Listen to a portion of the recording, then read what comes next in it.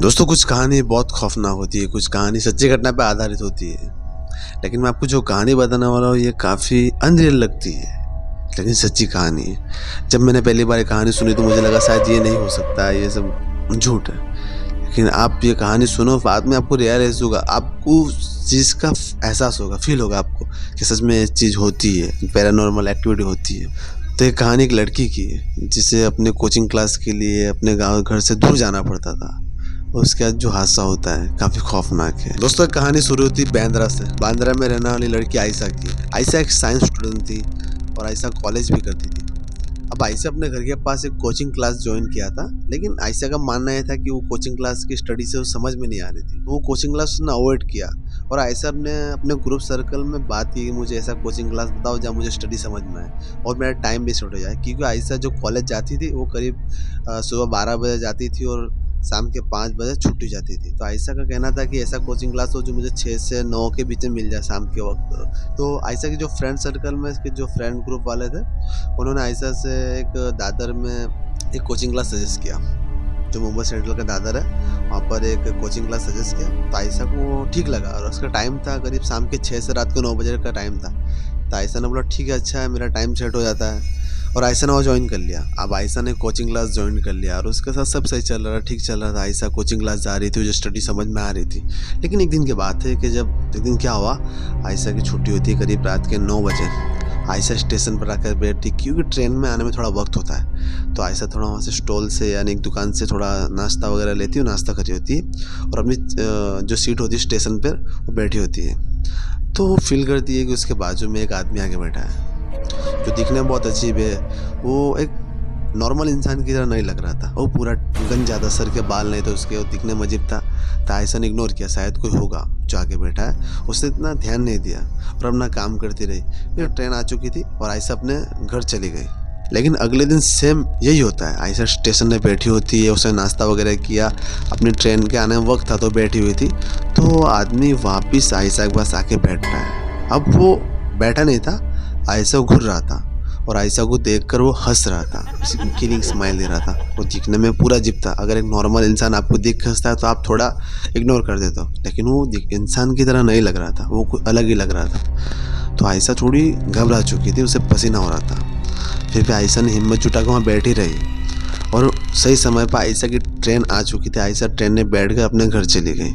लेकिन तीसरे दिन भी यही होता है सेम। वो आदमी आयशा के एकदम करीब आके बैठ जाता है स्टेशन पर और आयशा को देख के घूर रहा था। अब तो स्माइल दे रहा था आयशा को और उसके पास आके बैठ चुका था। लेकिन इस बार आयशा ने इग्नोर नहीं किया। उसने एकदम हिम्मत जुटाई, जोर से चिल्लाई और उसे बोलने लगी कि तुम कौन हो, मेरे पास आके क्यों बैठ रहे हो, ये लेडीज डिपार्टमेंट है, आप यहाँ पर क्यों आ रहे हो। उसने कोई जवाब नहीं दिया। वो आयशा को केवल घूर रहा था, हंस रहा था। फिर आयशा अपने घर चली गई और ये कहानी पूरी उसने अपने भाई को बताई कि ऐसे ऐसे एक आदमी आता है, बैठता है, मुझे परेशान करता है। वो आदमी नहीं है, कुछ अजीब ही लगता है। तो उसके भाई ने बोला ठीक है, कल मैं तेरे साथ आऊँगा, मैं देखूंगा कौन है, फिर हम देखते हैं। अब आयशा के भाई ने आयशा से बोला कि ठीक है, आप कोचिंग क्लास से छुट्टी हो जाए तो मुझे मैसेज कर देना, मैं बाहर खड़ा रहूँगा, मैं स्टेशन पे आ जाऊँगा। तो आयशा ने बोला ठीक है। लेकिन चौथे दिन क्या होता है, जब आयशा वापस कोचिंग क्लास से छुट्टी है तो वो स्टेशन पे जाके बैठती है, करीब 10 मिनट हो जाती है। तो अपने भाई को मैसेज करती है कि भाई इधर आ जाओ, ये आदमी यहाँ आके बैठ चुका है जो मुझे रोज़ देखता है, आके डराता है। तो उसका भाई जब आता है स्टेशन पर तो आयशा उसके भाई से बताती है, भाई देखो यही लड़का है, ये या वो आदमी जो मुझे परेशान करता है, देखो कितना अजीब लग रहा है, मुझे देख कर हंस रहा है। उसका भाई बोलता है कौन लड़का, यहाँ पर तो कोई नहीं है आयशा, तुम किससे बात कर रही हो। तो आयशा ने बोला भाई ये यहाँ पर बेटा आपको दिख नहीं रहा। आयशा के भाई ने बोला नहीं, यहाँ पर कोई नहीं है, शायद तुम्हें कुछ कन्फ्यूजन होगा, यहाँ कोई नहीं है। तो आयशा जोर से चिल्लाने लगी। आसपास के जो स्टेशन पर लोग था सब एक जगह इकट्ठा हो गए और आयशा हमें बोलने लगी है ये लड़का यही है, मुझे परेशान कर रहा है, ये वो आदमी। इसके भाई ने बोला देखो आयशा, हम घर जाते हैं, बात करते हैं, शायद तुम्हें गलत फहमी होगी।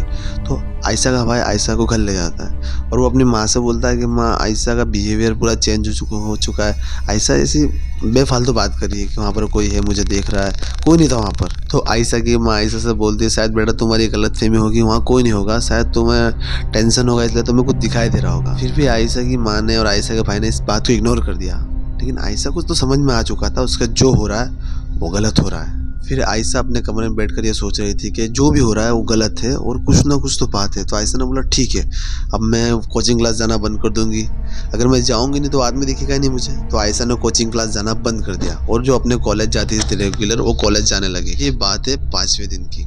आयशा जब अपने कॉलेज गई और जैसे वो कॉलेज में एंटर होती ना, वो देखती कि वहाँ पर वही आदमी खड़ा है जो उसे स्टेशन पर दिख रहा था, जो उसे घूर रहा था। वहाँ पर भी आदमी उसको देख के घूर रहा था, किलिंग स्माइल दे रहा था। तो आयशा दौड़ी दौड़ी वॉशरूम में चली गई। जैसे उसने वॉशरूम का दरवाजा खोला, अंदर एक आदमी खड़ा, वही आदमी खड़ा हुआ है। तो आयशा ने जोर से चिल्लाया। वहाँ पे जितने भी आयशा के फ्रेंड सर्कल वाले या उसके आसपास के जो लड़का लड़की सब उसके पास आ गए। तो आयशा उन्हें बताने लगी, देखो ये लड़का, ये आदमी, ये मुझे परेशान कर रहा है। तो वहाँ पर उन्हें कोई नहीं दिख रहा था उन लड़का लड़कियों को। फिर उनके फ्रेंड सर्कल ने उनके आयशा की अम्मी को इन्फॉर्म किया, आयशा के भाई को इन्फॉर्म किया और आयशा को उसे घर तक छोड़ के उन्हें पूरी कहानी बताई।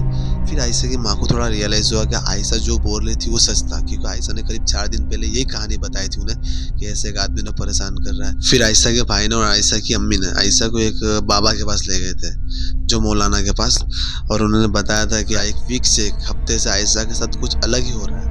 फिर वो बाबा ने अपने इल्म से जानने की कोशिश की। उन्होंने बताया कि शायद आयशा ने कुछ इतर या खुशबू लगा लिया होगा। उस वक्त वो नापाकी की हालत में शायद स्टेशन पर होगी, तो उस साया ने या वो आत्मा ने उससे अटैक किया। तो शायद ऐसा भी हो सकता है कि आयशा वहाँ पर अकेली होगी, क्योंकि जो पैरानॉर्मल एक्टिविटी वो अकेले लोगों को ही अटैक करती है, वो हमेशा एक झुंड में अटैक नहीं करती है। अगर वो अकेला दिख रहा है तो जो आत्मा होगी या साया होगा वो उन्हें वश में कर लेगा होगा। लेकिन कोई चिंता वाली बात नहीं है, मैं इसका इलाज कर दूंगा। और फिर बाबा ने उसका इलाज किया आयशा का काफ़ी दिनों तक। फिर आयशा भी ठीक हो गई। आयशा को समझ में आ गया था कि अब आयशा कॉलेज जा रही थी, नॉर्मल सब ठीक हो रहा था, सब कुछ। वो आदमी नहीं दिखाई दे रहा था। आयशा की लाइफ बेहतर हो चुकी थी।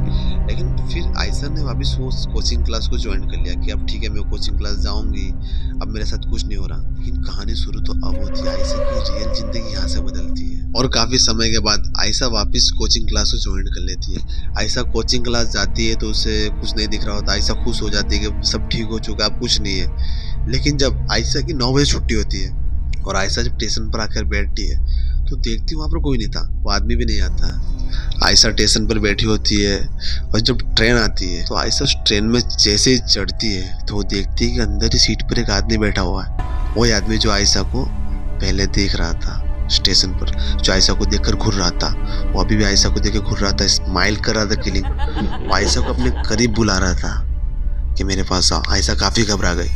आयशा ने ऐसी ट्रेन से पीछे मुड़ना चाहा और ट्रेन स्टार्ट हो गई थी। जैसे आयशा पीछे आई, उसका पैर स्लिप हो गया।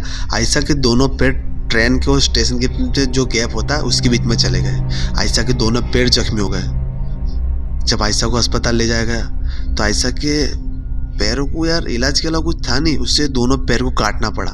आयशा के दोनों पैर कट चुके थे, इतने डैमेज हो चुके थे। फिर आयशा को काफ़ी दुख हुआ, उनके माँ बाप को काफ़ी दुख हुआ कि शायद हमने हल्के में लिया था, लेकिन उन्होंने कोशिश की थी और आयशा एक डॉक्टर बन चुकी थी। हालांकि उनके दोनों पैर नहीं था, लेकिन एक डॉक्टर बन चुकी थी, काफ़ी समय बीत चुका था।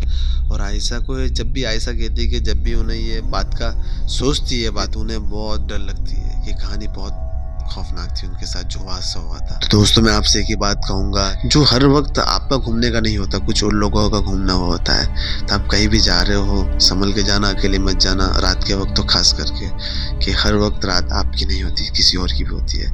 मिलते हैं अगली वीडियो में। अगर आपके पास भी ऐसी कोई कहानी हो जो आपकी सच्ची घटना पे, तो आप मुझे मेल कर सकते हो, मैं आपके नाम से आपकी कहानी बनाऊंगा।